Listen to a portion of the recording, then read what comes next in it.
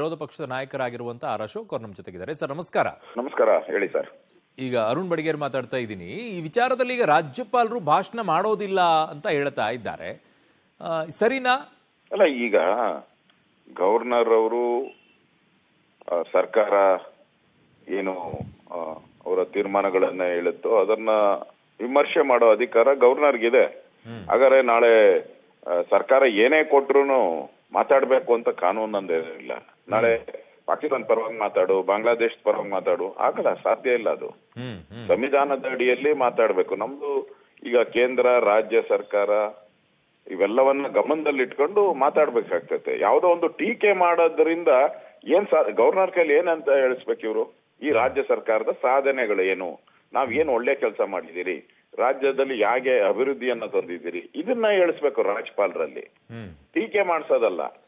But ರಾಜ್ಯದ stand ವಿಚಾರದಲ್ಲೂ ಕೂಡ ಹೇಳ್ಬಹುದಲ್ವಾ? ನಮ್ಮ ಸ್ಟ್ಯಾಂಡ್ ಹಿಂಗಿದೆ, ಅದನ್ನ ರಾಜ್ಯಪಾಲರ ಕಡೆಯಿಂದ ಹೇಳಿಸೋದು ತಪ್ಪಾಗತ್ತಾ? ಈಗ ಕೇಂದ್ರದಲ್ಲಿ ನಿಮ್ಗೂ ಗೊತ್ತಿದೆ, ಪ್ರತಿಯೊಂದು ರಾಜ್ಯಕ್ಕೂ ಕೇಂದ್ರದಿಂದ ಎಲ್ಲ ರಾಜ್ಯಪಾಲರ ನೇಮಕ ಆಗುತ್ತೆ. ಇದು ಸಂವಿಧಾನದ ಅಡಿಯಲ್ಲೇ ಇರುವಂತ ಅಧಿಕಾರ ಇದು. ಹೌದು. ಆದ್ರೆ ಈಗ ಅವ್ರ ಕೈಲಿ ಕೇಂದ್ರ ಸರ್ಕಾರನ ಟೀಕೆ ಮಾಡುವಂತದ್ದು ತಾರತಮ್ಯ ಆಗಿದೆ ಅಂತ ಹೇಳಿ ಬೇಕಾದ್ರೆ, ಆದ್ರೆ ಟೀಕೆ ಮಾಡೋ ಸರಿ ಇಲ್ಲ. ಅದಕ್ಕೊಂದು ಲಿಮಿಟ್ ಇದೆಯಲ್ಲ, ಮಿತಿ ಮೀರಿದ ಆಪಾದನೆಗಳನ್ನ ಮಾಡಕ್ ಆಗದ. ಯಾವ್ದನ್ನ ಸೂಚ್ಯವಾಗಿ ಹೇಳ್ಬೇಕೋ, ನಮ್ಗೆ ಅನ್ಯಾಯ ಆಗಿದೆ ಅದನ್ನ ಹೇಳ್ಬೋದು, ಅದನ್ನೇನು ಪ್ರಶ್ನೆ ಇಲ್ಲ. ಕೇಂದ್ರದಿಂದನೇ ಮೆಸೇಜ್ಗಳು ಪಾಸ್ ಆಗಿದೆಯಾ? ಈಗ ಕೇರಳ ಮತ್ತು ತಮಿಳುನಾಡಲ್ಲೂ ನೋಡಿದ್ವಿ ನಾವು, ಈಗ ಕರ್ನಾಟಕದಲ್ಲೂ ಆಗ್ತಾ ಇದೆ. ಅಂದ್ರೆ ಒಂದ್ ಕಡೆಯಿಂದನೂ ಮೆಸೇಜ್ ಪಾಸ್ ಆಗ್ತಾ ಇದೆಯಾ ಅಂತ? ಇಲ್ಲ, ಆ ತರದ್ದೇನು ಇಲ್ಲ. ರಾಜ್ಯಪಾಲರು ಅವರವ್ರ ರಾಜ್ಯದ ಬಗ್ಗೆ ಅವ್ರಿಗೆಲ್ಲ ಇಲ್ಲೇ ಇರ್ತಾರಲ್ಲ, ಅವ್ರಿಗೆ ಗೊತ್ತಿರುತ್ತೆ. ಅದ್ರ ಬಗ್ಗೆ ಆತರ ಕೇಂದ್ರ ಇದ್ರ ಬಗ್ಗೆ ಕೊಡಲ್ಲ, ಸ್ವತಂತ್ರವಾಗಿ ನಿರ್ಣಯಗಳನ್ನ ತೆಗೆದುಕೊಳ್ತಾ ಇದ್ದಾರೆ ಅಂತ ಅನ್ಸುತ್ತೆ. ನಾವು ಮೊನ್ನೆ ಹೋಗಿ ಭೇಟಿ ಮಾಡಿದ್ರಿ ಗವರ್ನರ್ ಅವ್ರನ್ನ, ಬಿಜೆಪಿ ನಿಯೋಗ ಭೇಟಿ ಮಾಡಿದ್ರಿ. ನಾವು ಆಗ ಎಲ್ಲ ರಿಕ್ವೆಸ್ಟ್ ಮಾಡಿದ್ರಿ, ನಾವು ಈ ತರ ಕೇಂದ್ರ ಸರ್ಕಾರವನ್ನ ತೆಗೊಳ್ಳುವಂಥದ್ದು, ಟೀಕೆ ಮಾಡುವಂಥದ್ದು ಒಳ್ಳೆ ಸಂಪ್ರದಾಯ ಅಲ್ಲ. ಈಗಾಗಲೇ ಕುಮಾರಸ್ವಾಮಿ ಅವರು ಅದ್ರ ಬಗ್ಗೆ ಮಾತಾಡಿದ್ದಾರೆ. ನಮ್ಮ ರಾಜ್ಯಕ್ಕೆ ಹೆಚ್ಚು ಅನುದಾನ ಬರಬೇಕು, ಆ ರೀತಿಯ ನಮ್ಮ ನಡವಳಿಕೆಗಳನ್ನ ನಾವು ಮಾಡ್ಬೇಕು. ಹಿಂದೆ ನಮ್ಮ ಸರ್ಕಾರನೂ ಇತ್ತು, ನಾವು ಈಗ ಯಡಿಯೂರಪ್ಪನವ್ರ ಸರ್ಕಾರ ಇತ್ತು, ಆಗ ಕೇಂದ್ರದಲ್ಲಿ ಕಾಂಗ್ರೆಸ್ ಸರ್ಕಾರ ಇತ್ತು, ಮನಮೋಹನ್ ಸಿಂಗ್ ಅವ್ರ ಸರ್ಕಾರ. ತೋರಿಸಿ ಈ ತರ ಭಾಷಣ ಮಾಡಿರೋದು ನಾವು, ತೋರಿಸಿ. ನಮ್ ನಡೆಯಲ್ಲಿ ಆ ತರದ್ ಏನಾನ ಇದೆಯಾ ತೋರಿಸಿ. ನಾವು ಕೇಂದ್ರಕ್ಕೆ 16 ಬಾರಿ ಜಗದೀಶ್ ಶೆಟ್ಟರ್ ಇದ್ದಾಗನು ಹೋಗಿದ್ದೀರಿ. ಮನಮೋಹನ್ ಸಿಂಗ್ ಅವ್ರನ್ನ ನಾನೇ ಭೇಟಿ ಮಾಡಿದ್ದೀನಿ, ಜಗದೀಶ್ ಶೆಟ್ಟರು ನಾನು ಭೇಟಿ ಮಾಡಿದ್ದೀನಿ. ಒಂದ್ಸರಿ ಅವ್ರಿಗೆ ಅವೇಳನ ಮಾಡಿಲ್ಲ ನಾವು. ನಮ್ಮ ರಾಜ್ಯದ ಕಷ್ಟ ಸುಖಗಳನ್ನು ಹೇಳಿದಿರಿ, ಅನುದಾನಗಳ ಬಗ್ಗೆ ಮಾತಾಡಿದಿರಿ ನಾವು.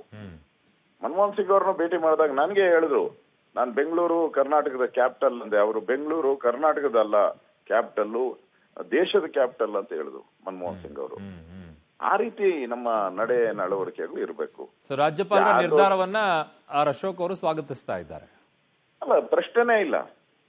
ಅವರು ಸ್ವತಂತ್ರ, ಈಗ ಹೇಳಿದ್ದೆಲ್ಲ ಹೇಳ್ಬೇಕು ಅಂತಲ್ಲ, ಅದನ್ನ ಮಾರ್ಪಾಡು ಮಾಡುವಂತ ಅಧಿಕಾರ ಗವರ್ನರ್ಗೆ ಇದ್ದೇ ಇರುತ್ತೆ. ಅದನ್ನ ಮಾಡಿದಾರೆ ಅಷ್ಟೇ. ಅಲ್ಲ, ಅದನ್ನ ಮಾರ್ಪಾಡು ಮಾಡಿ ಭಾಷಣ ಮಾಡಬಹುದಲ್ವಾ? ಈಗ ಭಾಷಣನೇ ಮಾಡೋದಿಲ್ಲ ಅನ್ನೋದು ಸರಿ ಆಗುತ್ತಾ? ಅಲ್ಲಲ್ಲ, ಅದು ಗೊತ್ತಿಲ್ಲ. ನಿಮ್ಮ ಅನುಭವದಲ್ಲಿ ಹಿಂದೆ ಯಾವತ್ತಾದ್ರೂ ಈ ರೀತಿಯಾಗಿ ಅಧಿವೇಶನ ಭಾಷಣ ಮಾಡೋದಿಲ್ಲ ಅಂತ ಯಾವತ್ತಾದ್ರೂ ಇತ್ತಾ? ಇಲ್ಲ, ಯಾವತ್ತೂ ಆಗಿಲ್ಲ. ಯಾಕೆಂದ್ರೆ ಯಾರು ನಿಂಗೆ ಗವರ್ನರ್ ಮೇಲೆ ಒತ್ತಡ ಆಗ್ತಾ ಇರಲಿಲ್ಲ. ಯಾರು ಯಾವುದೇ ರಾಜ್ಯ ಸರ್ಕಾರ ಈ ತರ ಒತ್ತಡ ಆಗ್ತಾ ಇರಲಿಲ್ಲ. ಗವರ್ನರ್ನ ಕನ್ವಿನ್ಸ್ ಮಾಡ್ತಾ ಇದ್ರಿ ನಾವು ಹೋಗಿ, ಅವ್ರ ಜೊತೆ ಚರ್ಚೆ ಮಾಡ್ತಾ ಇದ್ರಿ, ಯಾವ್ದಾದ್ರು ಪದ ಡಿಲೀಟ್ ಮಾಡ್ಬೇಕಾ ಸೇರ್ಸ್ಬೇಕಾ ಅನ್ನೋದ್ರ ಬಗ್ಗೆ. ಆತರ ಚರ್ಚೆ ಮಾಡಿ ಒಂದು ನ್ಯಾಯ ಸಮೇತವಾದಂತ ಒಂದು, ನಾವು ಟೀಕೆ ಮಾಡೋದಕ್ಕೂ ಒಂದು ಮಿತಿ ಇದೆ. ಆ ಮಿತಿಯನ್ನ, ಈ ಬಿದಿರ್ನ ನಾವು ಬೆಂಡ್ ಮಾಡ್ತೀರಿ, ಎಷ್ಟು ಮಾಡ್ಬೋದು ಅಷ್ಟು ಬೆಂಡ್ ಮಾಡ್ಬೋದು ಬಿದಿರನ್ನ. ನೀವು ಪೂರ್ತಿ ಮಾಡಿದ್ರೆ ಮುರಿದು ಹೋಗುತ್ತೆ. ಹಾಗೆ ಕೇಂದ್ರ ರಾಜ್ಯ ಸರ್ಕಾರ ಸಂಬಂಧಗಳು ಹಾಗೆ ಇರಬೇಕು, ಮಿತಿ ಒಳಗಡೆ ಇರಬೇಕು. ಧನ್ಯವಾದಗಳು ಆರ್ ಅಶೋಕ್ ಅವರೇ, ಪಬ್ಲಿಕ್ ಜೊತೆ ಮಾತಾಡಿದಕ್ಕೆ.